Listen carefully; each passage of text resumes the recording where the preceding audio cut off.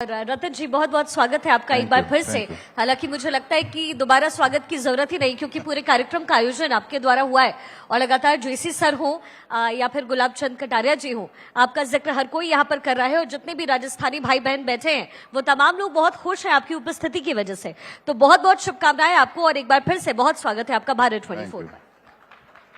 अब रतन जी, मुझे आपके बारे में कहने के लिए कहा गया है, लेकिन मुझे लगता है कि मेरे पास शब्द कम पड़ जाएंगे, क्योंकि उद्योग जगत में आपने जिस तरीके से नाम कमाया और सबसे बड़ी बात यह कि दुनिया जिस दिशा में आज आगे बढ़ रही है, आध्यात्म के साथ जुड़ाव, मेडिटेशन के साथ जुड़ाव, और इससे भी ऊपर अगर मैं मानती हूं तो सोशल सर्विस को मानती हूं, समाज सेवा को मानती हूं। और मैंने इसलिए इस बात का जिक्र किया कि मुझे कहा गया कि आपके बारे में 4 लाइनें बोली जाए और मेरे पास लिखी भी है, लेकिन मुझे समझ नहीं आ रहा मैं क्या बोलूं, क्योंकि आपकी जो तारीफ यहाँ पर बैठी जनता है वो कर रही है। और मुझे लगता है जब जनता बोलती है तो फिर किसी के बोलने की जरूरत नहीं होती। जो आपके सहयोगी हैं वो बोल रहे हैं तो मुझे लग रहा है मुझे बोलने की जरूरत नहीं है। Thank you. तो देखिए, तालियों के साथ आपका स्वागत आपके अपने लोग भी कर रहे हैं और हम सब कर रहे हैं। और इसी के साथ सबसे पहला सवाल मैं आपसे यही पूछना चाहूंगी, जब इंसान जिंदगी में कुछ बन जाता है, कुछ कर गुजरता है, तो लोगों के जहन में एक ही सवाल आता है कि क्या संघर्ष आपकी जिंदगी का भी हिस्सा था? संघर्ष तो आदमी के हर इंसान के जिंदगी में रहता ही है, और संघर्ष अगर आदमी नहीं करेगा तो आदमी मुकाम में नहीं पहुंच सकता। और जिंदगी के अंदर में अगर आदमी की सोच अगर अच्छी है कि मुझे आगे जाना है, तो उसको संघर्ष करना ही पड़ेगा। आप उसको बिना संघर्ष आप आगे जा नहीं सकते। अगर जैसे अब हमारे पास में जिस दिन काम नहीं रहता है तो हमें ऐसा लगता है यार कोई काम ही नहीं है, अच्छा नहीं लग रहा है। लेकिन जब तक कोई झमेला, कोई टेंशन या कोई भी अगर नहीं आता है, तब लगता है कि हाँ कोई काम कर रहे हैं। ये तो एक जिंदगी का पाठ बन ही चुका है अभी तक एक। नहीं, लेकिन अगर मैं संक्षिप्त में जानना चाहूं आपकी जर्नी के बारे में, क्योंकि अचीवमेंट्स जिंदगी में आपकी बहुत सारी है, लेकिन एक संक्षिप्त में अगर पूछा जाए कि रतन शर्मा जी क्या हैं, कौन थे और आज क्या है, क्या जवाब होगा? बहुत बड़ी कहानी है, बहुत लंबी कहानी है ये। इसको समेटने की कोशिश कर रहा हूं। बड़ी जिंदगी, बचपन से गांव में पंडिताई करता था, वहां से नामकरण किया, नामकरण करके 1 रुपया मिलता था। उसके बाद में मैं यहाँ आया, यहाँ आके अपनी जिंदगी स्टार्ट करी। उसके बाद में मैंने 15 फरवरी 95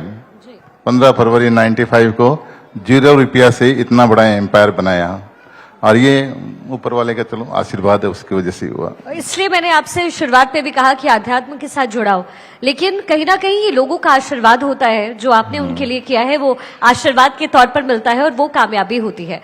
समाज सेवा को लेकर के ये जहन में ख्याल कैसे आया? क्योंकि as far as I know, entrepreneurship एक ऐसी चीज होती है कि इंसान का सबसे ज्यादा वक्त वहां गुजरता है, और पैसा अगर घर आए तो मुझे लगता है किसी भी शख्स को बुरा नहीं लगता। 1 से 4 हो जाए तो सबसे अच्छा होता है। लेकिन आध्यात्म के साथ जुड़ाव कैसे हुआ? ये ऊपर वाले के आशीर्वाद के बिना नहीं हो सकता। ये हम कितना भी चाहते हैं कि हम कोशिश करते हैं, उसके बाद में भी वो आदमी जुड़ नहीं सकता। जब तक ऊपर वाला नहीं चाहेगा, आप कितना भी कोशिश कर लो, आपको वो बुलाएगा भी नहीं अपने पास कि भी आओ मेरे पास, मंदिर में आओ, ये करो। ये एक सबसे बड़ी बात है कि ये या तो पुण्य जन्म का कुछ होगा आशीर्वाद, या अभी का आशीर्वाद जो भी हो। लेकिन एक बात जरूर है कि भगवान के अंदर बड़ी ताकत है, और ये ताकत बस खाली समझने वाले ही समझ सकते हैं। और जिंदगी के अंदर में हम तो अपनी जिंदगी के अंदर में कोई भी चीज हमारी नजर में इम्पॉसिबल होता भी नहीं है। इम्पॉसिबल खुद अपने आप को बोलता है आई एम पॉसिबल। तो हमें ये सब वहीं से ताकत मिलती है, तभी ये काम होता है, नहीं तो आदमी कुछ भी नहीं कर सकता। मैं समाज सेवा के प्रश्न पर आगे बढ़ूं, लेकिन एक बार मैं सभागार में सबसे दरख्वास्त करूंगी, पीछे से मुझे बहुत आवाजें आ रही है और रतन जी को सुनना हम सभी के लिए बहुत ज्यादा जरूरी इसलिए भी है क्योंकि कोई एक शख्स अगर प्रेरणा दे रहा हो तो हमें सुनना चाहिए। और 3 इडियट्स का एक साथ बड़ा इंटरेस्टिंग डायलॉग मुझे लगता है कि कि जिस भी क्लास में वो बैठ जाओ, जो सीखने को मिले सीख लो, क्या पता वो काम आ जाए। इसलिए मैं रिक्वेस्ट करूंगी कि आप सब सीखिए, क्योंकि हम सब कामयाब जरूर हैं, लेकिन कामयाबी की कहानी कभी खत्म नहीं होती है। रतन जी, अगला प्रश्न मेरा आपसे यही है, समाज सेवा को लेकर। आगे अब तक आपने क्या किया, मैं ये सवाल नहीं पूछूंगी आपसे, क्योंकि यहाँ जो लोग मौजूद हैं ये आपका हिस्सा है, आपका परिवार है और हम सब आपका परिवार है। लेकिन आगे आपका विजन क्या है? अभी अभी गुलाब चंद कटारिया जी गए और अभी असम के सीएम यहाँ पर पहुंचने वाले हैं। तो समाज सेवा को लेकर और जो काम जिसमें आप फिलहाल संलिप्त हैं, उसको लेकर के आगे आपका क्या विजन है, जिससे ना केवल असम, ना केवल राजस्थान, बल्कि पूरा देश आगे बढ़े? अभी हम लोग, जैसे हमारी एक संस्था है विपर फाउंडेशन, हम लोगों ने अभी एक बीड़ा उठाया था कि हम लोग परशुराम कुंड के ऊपर में 51 फुट की मूर्ति लगा रहे हैं, 11 करोड़ रुपया लगा के, और चाइना बॉर्डर पे पड़ता है। ये बहुत अच्छी जगह है। अभी गवर्नर साहब भी जाके आए थे, अमित शाह जी ने वहाँ पे मूर्ति का अनावरण किया था। अभी हमारी इच्छा है कि हम प्रधानमंत्री जी को वहाँ बुलाएंगे और वो शायद दिसंबर तक हम लोग पूरी कोशिश कर रहे हैं कि उसको हम लोग पूरा करेंगे। समाज सेवा दिल से, ये एक ऐसी चीज है, आदमी कोई पैसे से समाज सेवा करता है और कोई आदमी मन के भाव से सेवा करता है। दोनों बराबर हैं। सेवा करने की सोच होनी पड़ेगी। अगर वो सोच अगर हमारे पास नहीं है, कोई आदमी सोचता है कि भी हमारा काम है, हमें अपने लिए जीना है, वो एक अलग चीज हो जाती है। लेकिन इनके पीछे भी वो ही भगवान, मैं बार बार बोलता हूं कि वो ईश्वरीय शक्ति अगर साथ में रहेगी तो ही वो आपसे काम कराएगा।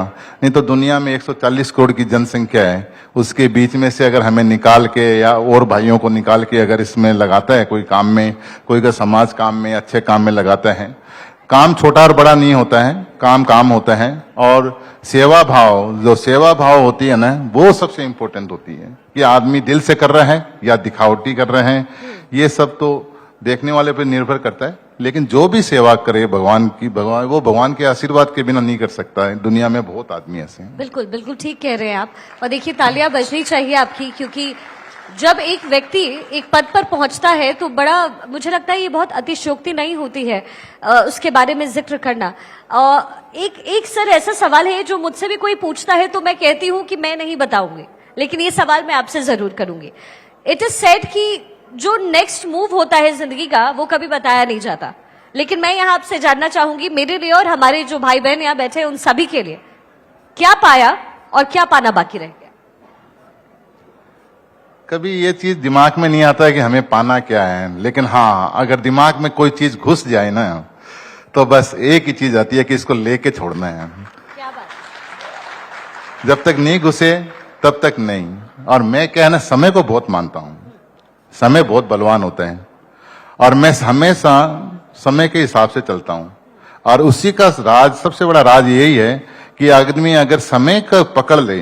कभी कभी सब लोग, आदमी जो लोग जाते हैं, एक दिन कभी घर से निकलते हैं तो 4 ऑफिस में जाते हैं, 4 ऑफिस में काम हो जाता है। और कभी कभी वो 3-3 महीने से वो काम नहीं होता है। इसके पीछे क्या है, कभी कोई सोचते नहीं है। इसके पीछे है वो समय, कि आज मेरा बहुत अच्छा समय था। या कभी कभी आप लोग सब लोग बोलते भी होंगे, आज मैं गया, मेरा 5 काम एक साथ हो गया। बिल्कुल। कभी कभी हम लोग बोलते हैं, यार आज इतना जाकर रह गया लेकिन काम को नहीं हो रही हो। इसके रीजन इसका एक ही होता है कि सिर्फ समय को अगर कोई आदमी पकड़ के अगर उसको लेके आगे चलेगा, वो आदमी कभी भी पीछे रह नहीं सकता। अगर आप समय से ही फाइट करोगे तो फिर तो आदमी का नर्वस भी होते हैं, आदमी वापस बेक होके बोलता है कि अपने आप को हताश कर लेता है। तो पहले तो है कि वो कहां से आता है, वो आता है भगवान के आशीर्वाद से। अगर समय को पकड़ना हो तो वो भगवान के आशीर्वाद होना पड़ेगा। फिर अच्छे काम का भी नतीजा देखो, ये दुख सुख तो यही जिंदगी में है, सब कुछ यही रहता है।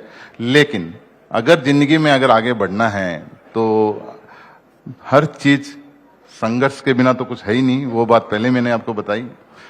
और आदमी की चाहत तो होनी ही पड़ेगी। अगर बिना चाहत काम करने वाले इंसान के अगर 2 दिन बिठा के आप दिखा दीजिए, उसको ऐसा लगेगा कि हम क्या कर रहे हैं, अभी कुछ नहीं हो पा रहे हैं। तो ये सब तो आप मान लो कि अंदर से चाहत होनी पड़ेगी अगर कोई भी आप काम करते हो। और ये सब ऊपर वाले के आशीर्वाद से ही होगा। और किसी ने कहा भी है कि वक्त जो है, घड़ी में क्या बज रहा है वो नहीं बताता, आपने हाथ में कौन सी घड़ी पहनी है वो आपका वक्त बताता है। तो बिल्कुल वक्त अगर है, वक्त को अगर आपने सही तरीके से लिया तो ही आपका सही वक्त आता है। अच्छा रतन जी, लेट्स बी लिटिल पॉलिटिकल, क्योंकि हम लोग न्यूज एंकर हैं तो हम हर चीजों में संभावनाएं ढूंढने की कोशिश करते हैं। हमारी कोशिश यही होती है कि खबरें कैसे निकाली जाए, और जेसी सर कहते हैं कि खबर ही जीवन है, न्यूज इज लाइफ। तो मैंने ऐसा सुना है कि आप चुनाव लड़ना चाह रहे हैं क्या? राजस्थान में चुनाव है। मैंने आपको थोड़ा देर पहले बोला कि समय का इंतजार, समय, हर चीज समय से होती है। ऐसे कोई मन में इच्छा नहीं है कि हमें चुनाव लड़ना है या वो करना है, लेकिन जो ऊपर वाला लिख के अगर कोई चीज भेजा है तो मैं चाह के भी कर लूं कि नहीं होगा तो वो नहीं होगा, नहीं तो अगर लिखा हुआ है तो वो होगा। और राजनीति के अंदर में तो एकदम है कि जब तक आपके तकदीर अगर साथ नहीं चले तब तक राजनीति पूरी नहीं होती है। मैंने तो जो अभी तक जितना लोगों को देखा है, बहुत मैं मतलब इन्हीं के बीच में रहते रहते समझ में आ गया कि ये अच्छे कर्मों के साथ में जितना चल जाए चल जाए। नहीं, लेकिन आपने एक बात अभी कही थी कि जो मैं ठान लेता हूं मैं करता हूं। मैं ये सवाल दोबारा इसलिए कर रही हूं क्योंकि क्या आपने ये ठाना है? सवाल मेरा यही है। जिस दिन बच्चे लोग बोलेंगे कि आप पापा आप जाओ यहाँ से, लगो दूसरे काम में, ये काम हमारा लिए हो चुका है, उस दिन हम लोग सोचेंगे क्या करना है। लेकिन ऐसी कोई बात नहीं है। राजस्थान से बहुत फोन आते हैं, राजस्थान से बहुत, यहाँ के आदमी भी बोलते हैं, वहाँ के आदमी बोलते हैं, लेकिन अभी ऐसी मन में आई नहीं है। अभी बहुत काम करना है, बहुत अच्छी चीजें करनी बाकी है, पहले वो भी करते हैं, फिर वो उसमें जुड़ेंगे तो वो भी बाद में देखा जाएगा। चलिए लोकसभा, चलिए अगर लोकसभा के बारे में आप नहीं बताना चाहते तो राज्यसभा से ही टिकट मिल जाए। सब ऊपर वाले की इच्छा।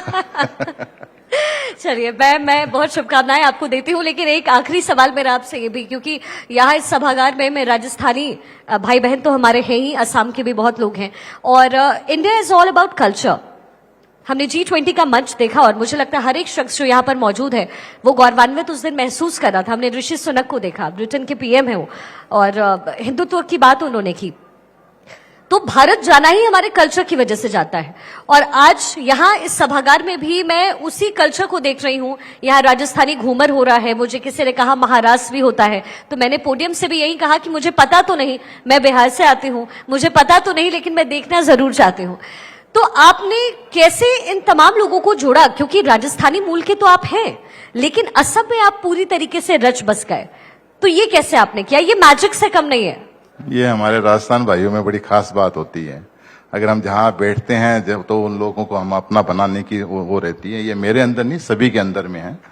और रही बात हमारे संस्कार, हमारे जीवन के अंदर में, ये हम, एक बहुत अच्छी बात है कि सब हम लोग राजस्थान से आए हैं। राजस्थान से 200-250 साल पहले सब लोग, मतलब जो हमारे सुनने में आया है वो ये नौरंग अग्रवाल जी, उनके पुत्र थे श्री ज्योति प्रसाद जी अग्रवाल जी।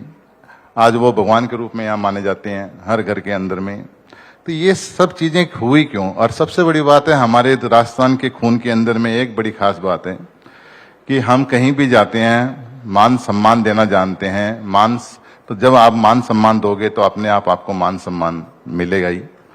और सबसे बड़ी बात हमें है कि राजस्थान की जो कल्चर है और राजस्थान का जो संस्कृति है उसको हम लोग भूले नहीं है। यहाँ पे आज 200 साल से जो चलते आ रहे हैं, आप हमारे यहाँ का होली देखिए, दिवाली देखिए, हर प्रोग्राम देखने से आपको ऐसा लगेगा कि आसाम के अंदर में हम लोग, लगता ही नहीं है कि हम लोग आसाम में हैं क्या।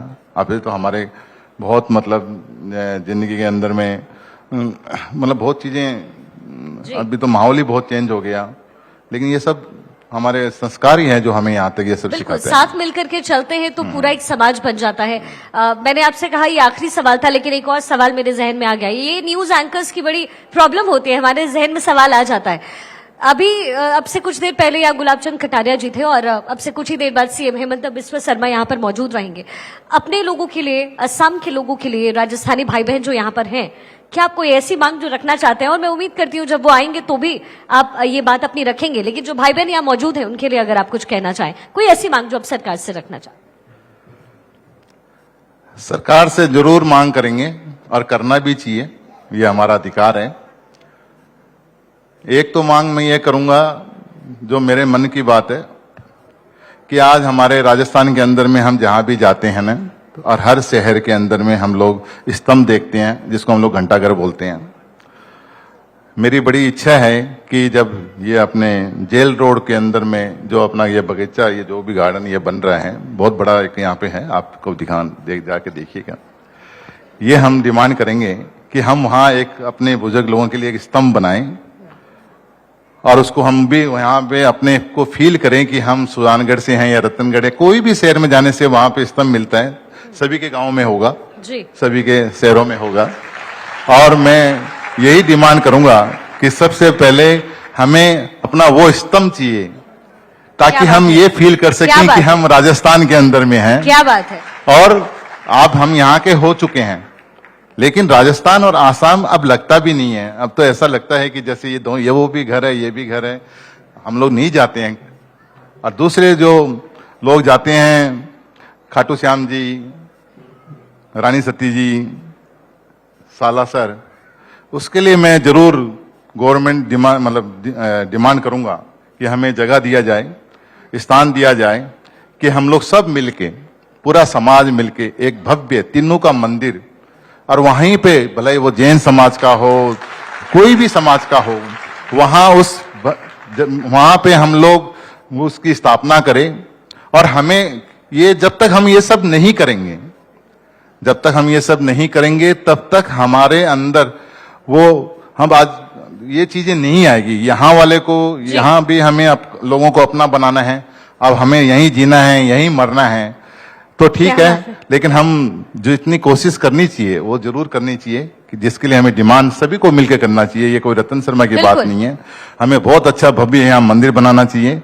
कई आदमी जा भी नहीं सकते, जाते भी हैं, लेकिन ये तीनों का मंदिर और समाज का सब मंदिर एक जगह होना चाहिए। बिल्कुल। तो तालियों के साथ आप धन्यवाद कीजिए रतन जी का, क्योंकि देश आगे तभी बढ़ता है जब एक व्यक्ति मोर्चा संभालता है और हम सब पीछे पीछे चलते हैं। जैसे इस वक्त प्रधानमंत्री मोदी देश को संभाल रहे हैं। मुझे बहुत खुशी है कि आप आज इस मंच एक डिमांड और करूंगा जी, कि अभी सुना है कि भी जीएमसी के मतलब गोडाउनों के, दुकानों के 2 लाख रुपया भाड़ा लग रहा है, मतलब वो टैक्स लगा रहे हैं, ये लगा रहे हैं। सुना कई आदमी को तकलीफ हो रही है। सामाजिक मुद्दे के साथ साथ ये मुद्दे भी हमें उठाना चाहिए और ये मुद्दों को हमें सामना रखना चाहिए। और ये सब चीजें मैं तो इतना नहीं जानता हूँ, मैं अकेला कुछ कर भी नहीं सकता हूँ, लेकिन मेरे पास इतने बड़ा ये मेरे भाई बंधु हैं, ये मुझे बहुत प्यार करते हैं, दिल से प्यार करते हैं। सामाजिक मुद्दों के साथ साथ ये सारे चुनावी मुद्दे भी है रतन जी। एक दिन बहुत बहुत शुक्रिया आपका हमारे साथ इस बातचीत के लिए, और बहुत बहुत शुक्रिया आप सभी का, जितने भी भाई बहन यहाँ पर मौजूद है, राजस्थानी या फिर असम के, जो इस सभागार में इस वक्त मौजूद है और अपना वक्त आप हमें दे रहे हैं। सबसे बड़ी बात आपको और बताऊं, जैसे हमारे गवर्नर साहब अभी राजस्थान से आए हुए हैं, उनके बारे में तो सूरज को रोशनी दिखाने वाली बात है, लेकिन क्या है, उनके आने से यहाँ बैठे हो या कोई भी समाज, ऐसा लगता है कि मतलब इतने बड़े पद में हमारे राजस्थान से होने से हमारे अंदर जो हिम्मत और जो आई है ना, वो आप सोच भी नहीं सकते कितनी बड़ी वो हमारी ताकत बनी है। और सबसे बड़ी बात है, ये एक बहुत बड़ा हमारे पॉजिटिवनेस आया है। और हमारे सीएम सर के बारे में मैं 2 बातें जरूर आपको बोलूंगा। उनकी वजह से हमारे अंदर जो हिम्मत आई है सब लोगों में, और वो हमें आज हम लोग यहाँ में बिहू, हमारे गौशाला के अंदर में हम लोग बिहू का प्रोग्राम करने लग गए, एकदम कल्चर हमारा एक दूसरे से मिलने लग गया, बहुत अच्छे तरीके से हो गए। जैसे आपने हम लोग, हमारे सबसे बड़ी बात है कि जैसे हमारे राजस्थान के अंदर में व्यापारियों के अंदर में एक होती है जबान, पूरा खिला जबान पे चलते हैं, वैसे ही हमारे सीएम सर की जबान पे लोग, हमारे समाज वाले और दूसरे उनके समाज वाले इतना बड़ा काम कर देते हैं ना। उन्होंने बोल दिया ना कि भी ये ब्रिज बना दो, तो इसी बात पे वो ब्रिज बना देते हैं कि भी इन्होंने बोल दिया तो ब्रिज बना दो, अपने आप पैसा मेरा मिल जाएगा। मतलब इतना बड़ा जो ताकत वहां ये हम लोग के बीच में उन्होंने दिया है, ये एक बहुत बड़ी बात है। और सबसे बड़ी बात है सीएम सर के लिए कि अब हमारे जैसे मोदी जी के इंडिया में जब जाते हैं तो लोग बोलते हैं आप कहाँ से आए हो, तो इंडिया बाद में बोला जाता है मोदी जी के, मोदी जी के मतलब इंडिया का नाम आते, मोदी जी का नाम आता है। वैसे ही हमारे लिए बड़े सौभाग्य की बात है कि अभी हम इंडिया में कहीं भी अगर घूमने जाते हैं ना, तो लोग अभी आसाम नहीं बोलते हैं, वो बोलते हैं आप हेमंत बिस्वा शर्मा जी के यहाँ से आए हो क्या। बिल्कुल। और ये हमारे लिए बहुत बड़ी गर्व की बात है, और वो इतने दिलदार हैं। और मुझे लगता है रतन जी अब से कुछ ही देर बाद सीएम साहब यहाँ मौजूद भी बस। होंगे, तो ये आपकी बातें उनको हम जरूर ठीक, जरूर। सुनवाएंगे। बहुत बहुत Thank you, शुक्रिया thank you। आपका, और बहुत अच्छा लगा आपसे मुलाकात करके। नमस्कार।